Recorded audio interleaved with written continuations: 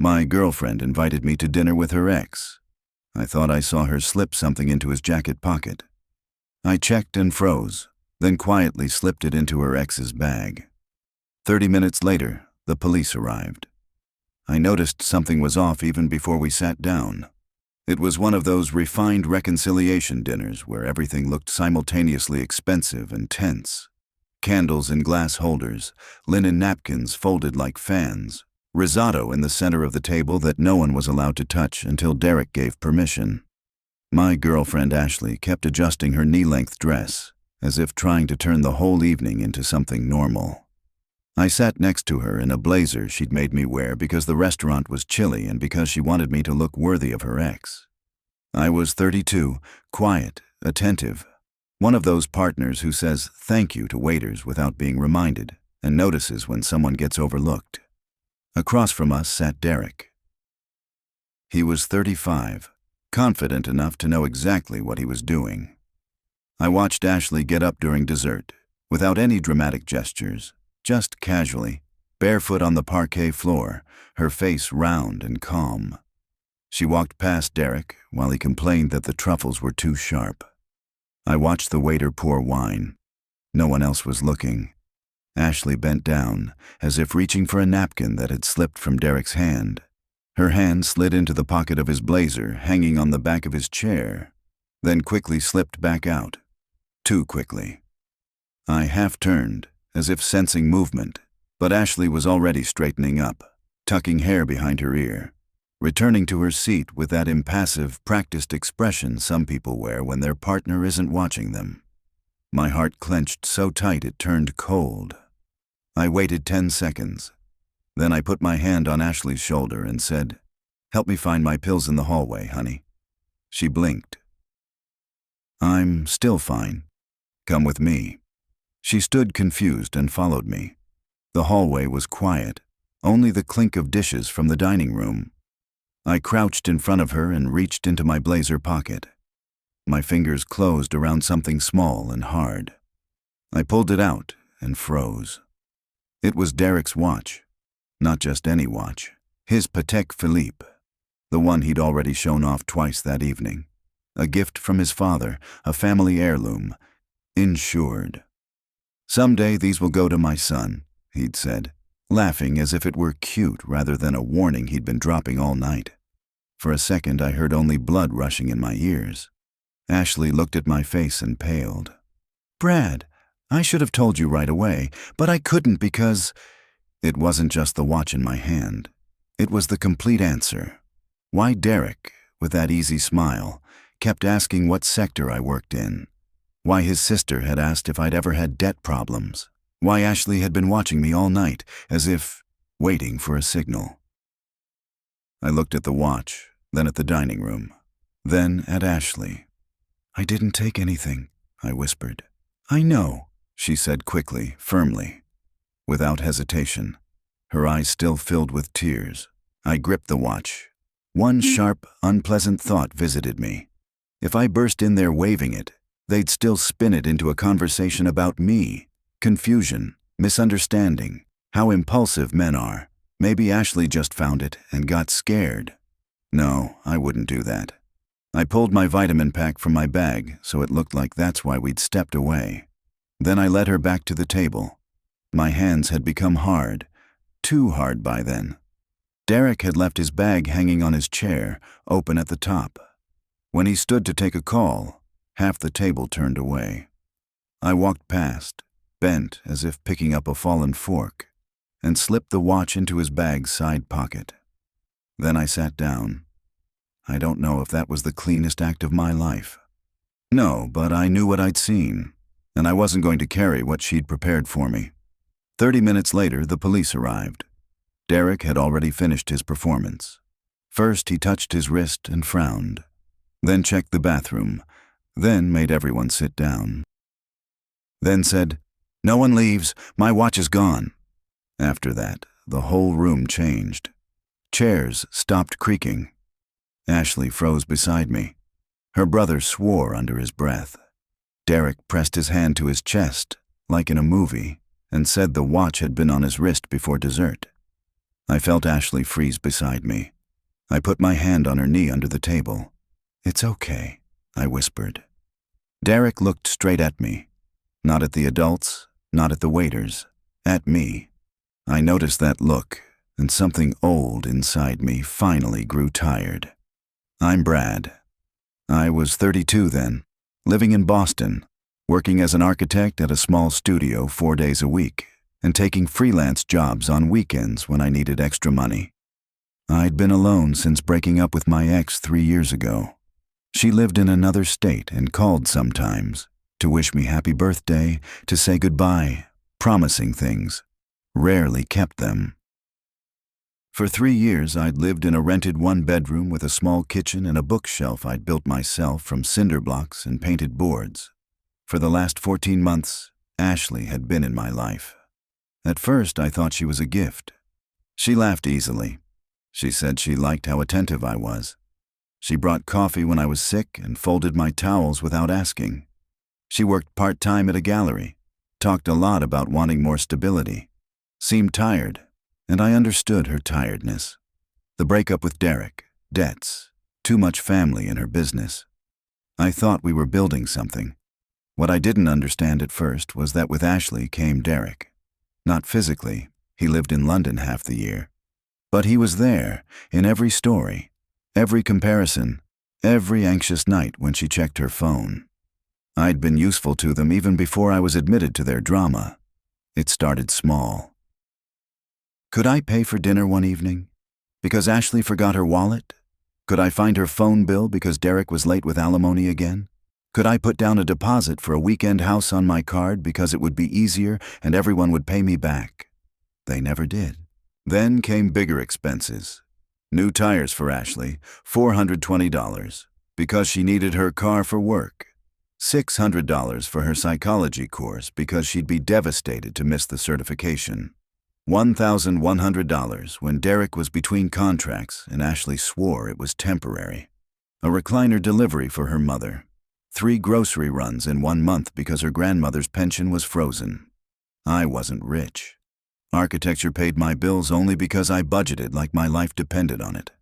I tracked every shared payment, every dinner, every grocery receipt. I kept telling myself no. Yet I kept agreeing because Ashley stood in my kitchen after we fell asleep, saying, "I hate asking," because Derek clapped my shoulder saying, "You're so reliable," because I wanted peace. Because I wanted this love to seem possible, and because every time I hesitated, something subtle happened to me. Derek got more. Derek got the front seat. I was told, maybe next time. On Thanksgiving, Derek handed out small velvet envelopes with spa gift certificates to everyone at the table. I didn't get one. He laughed and said, "Oh, buddy, I thought Ashley said you don't like that stuff." I was 32. He was 35. During Christmas shopping in December, Ashley told me maybe I should stay at the cafe because guy talk would bore me. Later, I learned they all went to a wine bar, and Derek came back with 2 bottles while I got a croissant and a lecture on patience. There were always explanations, always some weak spot to shift blame. I closed my eyes to too much of it because none of these things alone seemed serious enough. That was my mistake. Back at the dinner table, Derek was already on the phone. "I'm calling," he said. "This is theft." Ashley leaned toward him. "Derek, maybe they'll turn up." Derek's lips spread. Watches don't just disappear. His gaze switched to me again. I said, "Then maybe start by checking everyone equally." Silence. Ashley's friend squirmed in his chair but said nothing. Derek gave me that cold smile. He used it when he wanted to remind me I was still a stranger in their story. "Of course," he said. "Everyone." But he kept looking at me. I tried to sit still. My ears were burning. One hand gripped my shirt hem, like I did when I was afraid and trying not to show it. Then I understood. It wasn't just Ashley acting strange. There was a pattern, a permission, a form. The police arrived quickly because Derek created urgency. 2 officers at the door, polite but serious. An older man, a young woman. They asked basic questions first. When was the watch last seen? Who left the table? Were there staff coming through? Would anyone consent to a quick voluntary search of bags and coats in the common area just to rule out possibilities? Derek said too quickly, "Maybe you should check the guests, not staff." People love hiding things in boxes. The young officer surveyed the table. "We'll speak with everyone." I stood up. "You can speak with me right here." Derek sighed like I was complicating things. Ashley stared at her plate. The officers asked if I'd seen the watch. I said no, quietly, scared, honestly. Then the junior officer asked if anyone had been near me in the hallway. "Ashley," I started before I could say anything. "He stepped away for a moment," she said. I turned and looked at her. She shrugged. "Just saying." The officer nodded once, then asked if anyone objected to a quick voluntary search. Derek spread his hands. "Please." I said nothing. I didn't need to. Derek's bag was searched third. When the junior officer pulled out the watch, the room changed in an instant. Not loudly, not dramatically, just changed. Derek made a sound like air punched from him. His friend jumped up so fast his chair tipped over. Ashley said, "Derek!" And Derek paled. There are moments when truth needs no help. This was one. Derek immediately started shouting. Not from shock, from anger, desperation. He said he didn't know how they got there. Said maybe someone planted them. Said it was all unfair. Derek's eyes moved from the watch to me, then to Ashley, trying to reconstruct events in real time. The young officer asked to see the bag again and checked the side pocket. She asked calm questions. Had Derek held the watch earlier? Had anyone seen him near me after dessert? Had he left the table? No one spoke for a second. Then Ashley's friend Megan, who'd barely spoken all evening, said, "I saw Ashley behind Brad's chair." Everyone looked at her. Megan swallowed. I didn't think anything of it then. The senior officer nodded and wrote. Derek started screaming that Megan was lying. Finally, Ashley said, "He's just upset." That was the phrase. Not, "She wouldn't do that." Not, "I'm sorry Brad had to go through this." Just, "He's upset." As if I weren't sitting there trembling. The officers treated it as a family incident because the watch was found, and Derek didn't want official charges against himself. Of course he didn't. They issued a warning. They separated Derek and Ashley for a private talk in the lounge. They took statements. They told Derek that false accusations, especially against someone, could quickly become serious. That evening, I saw shame on Derek's face for the first time. Not for what almost happened to me, but because strangers had witnessed it. I leaned toward Ashley. "Get your coat." She nodded. So quickly it hurt to watch. Ashley came out of the lounge while I buttoned my blazer. Her face was splotchy. She kept repeating, "Brad, please, please don't leave like this, like this." I almost laughed. I said, "How else should I leave after you tried to set me up as a thief in front of everyone?" She flinched. Then Derek intervened, his voice shaking. "Ashley is going through a very difficult time." I turned to him, and it turned out I was supposed to pay. No one answered. That should have been enough. It should have been. But walking Ashley to the car, I realized the watch wasn't the only reason I was shaking. It was the total, the bill I'd allowed myself to pay. 2 days earlier, I'd authorized the final payment for a beach house rental for Ashley's birthday weekend in April. 3 nights, big waterfront house, bedroom, and living room. A place I'd never book for myself. Ashley cried when I booked it because she never did anything nice for herself. Derek was supposed to contribute later.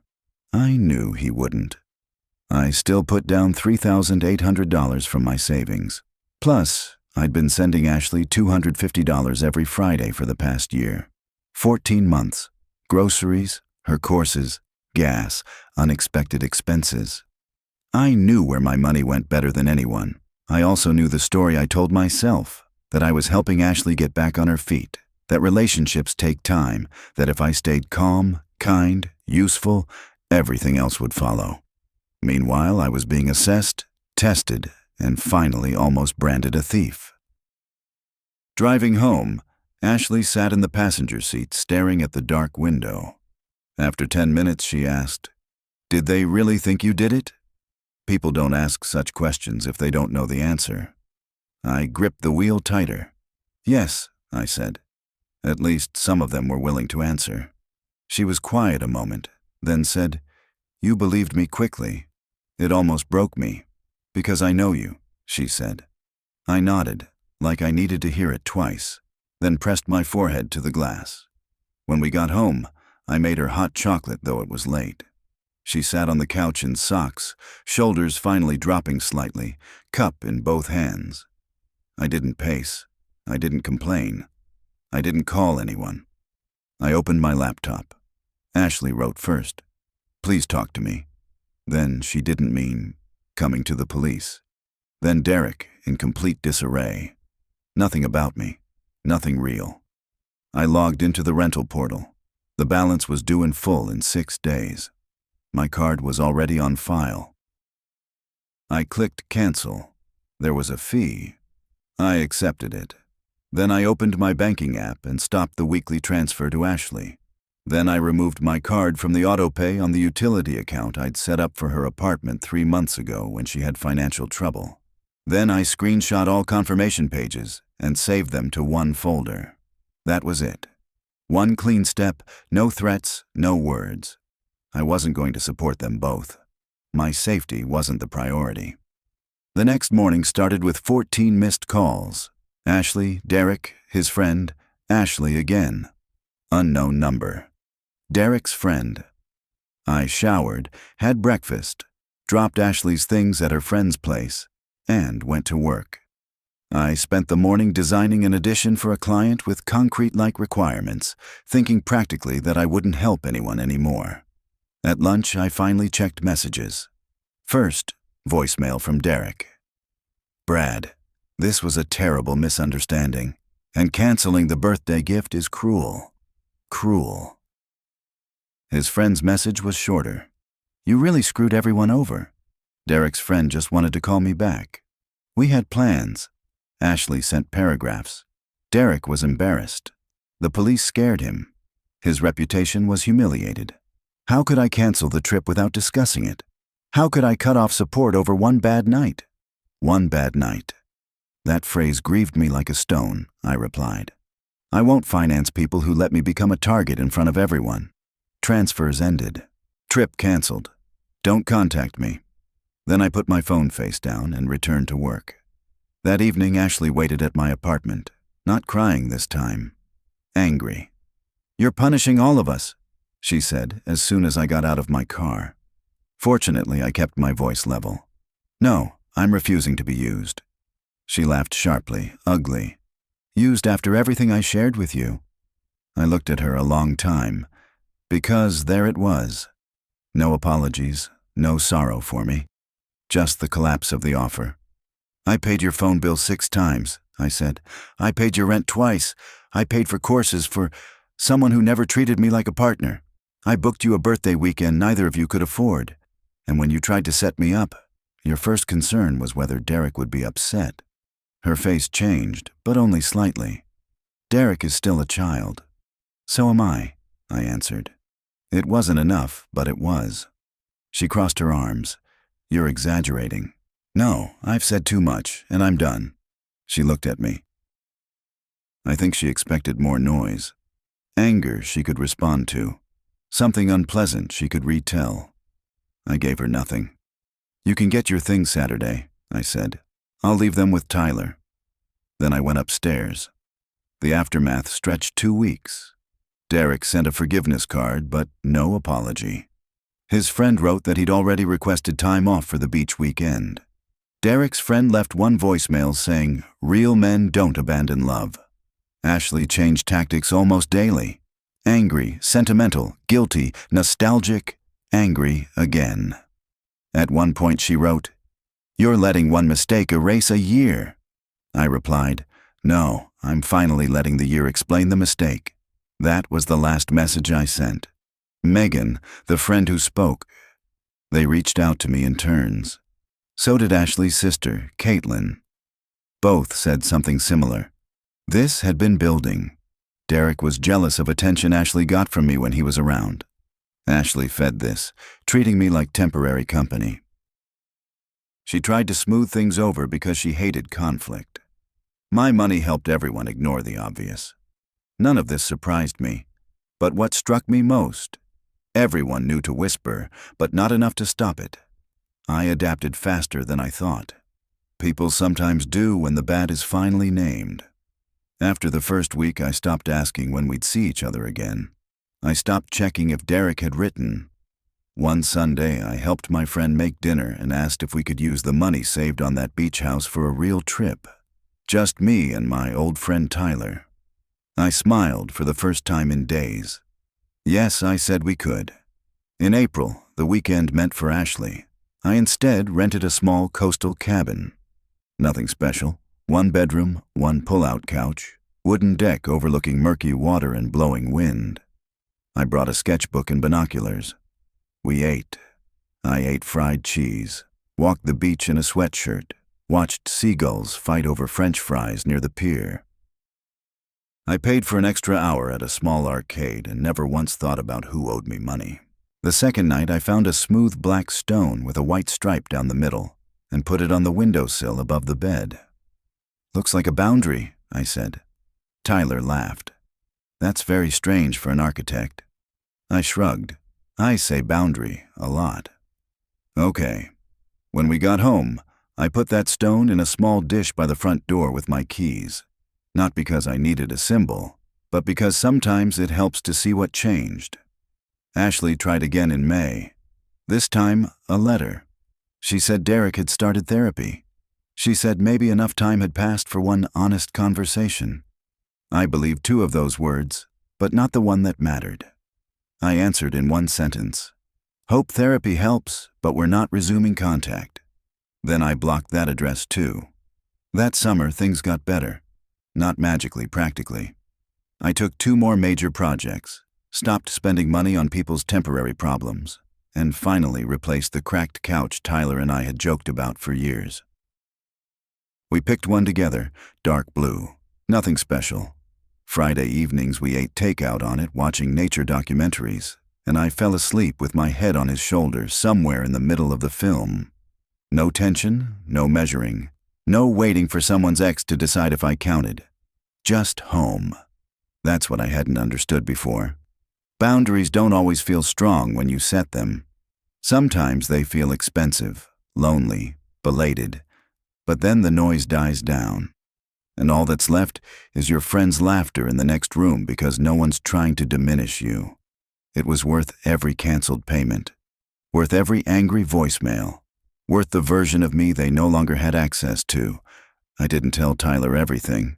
He didn't need a spreadsheet of my expenses or a full list of payments to keep peace at my comfort's expense. Friends shouldn't learn adult betrayal through detailed reports. But months later, when he asked why we never went, I told him one thing, looking back. I said, because love that needs your silence to keep acting isn't safe love. He thought about this, tying his shoes, then nodded and said, okay, that's enough. The older I get, the less I believe love can be proven by invitations, romantic dinners, or how convincingly people can smile over dessert. I believe it more by who defends the quiet partner when the room turns, who speaks first, who pays attention, who won't let shame settle on someone else's shoulders. That evening at the dinner table, they expected me to carry what one of them slipped into my pocket. Instead, truth returned where it belonged, as did my